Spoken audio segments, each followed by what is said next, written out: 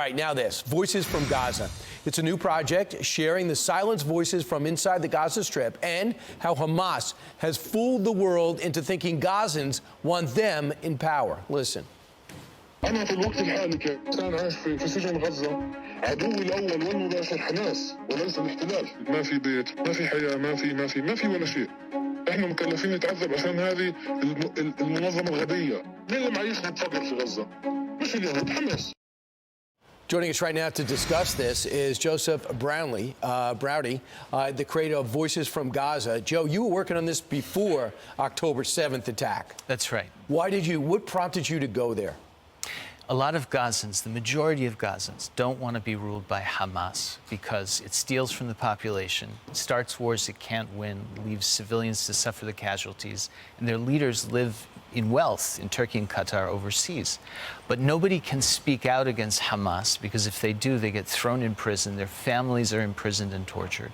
So we needed to find a way to make these voices heard safely for them.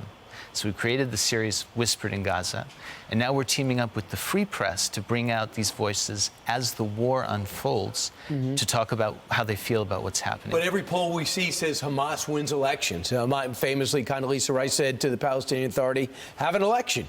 And they lost. You're talking about an election that happened in 2006 when most of the Gazans who are alive today either weren't born or weren't of voting age.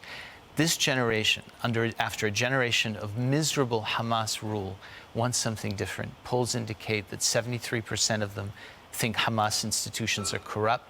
70% want to be ruled by somebody else. When you see the everything being bombed, Gaza City is surrounded, and now they're bombing the city directly. They're going to start going in. Do you think the people of Gaza that you've spoken to are happy that Hamas is being attacked to this level?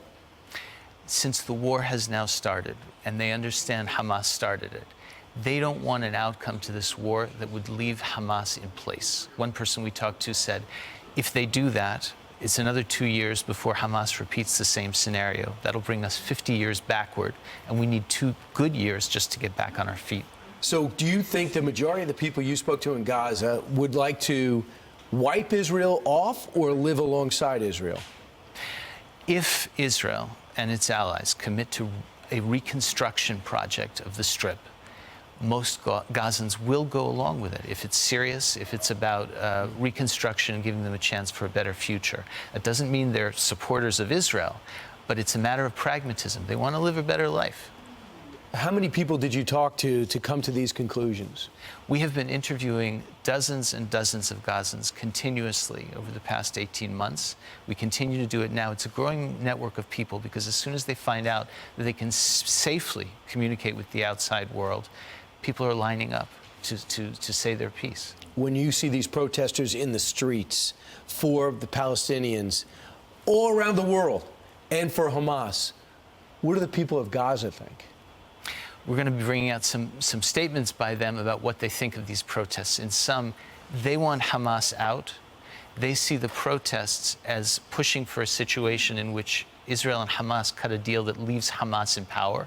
So they feel the protesters are not helping them.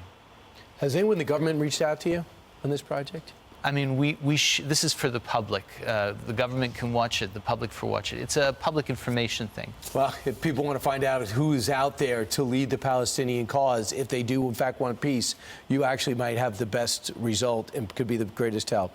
Joseph Braude, thanks so much. Appreciate what you're doing at the Center for Peace Communications, and I look forward to hearing and actually watching whisperedingaza.org as a place to get your video, your documentary. And Voices from Gaza at the Free Press. Got it.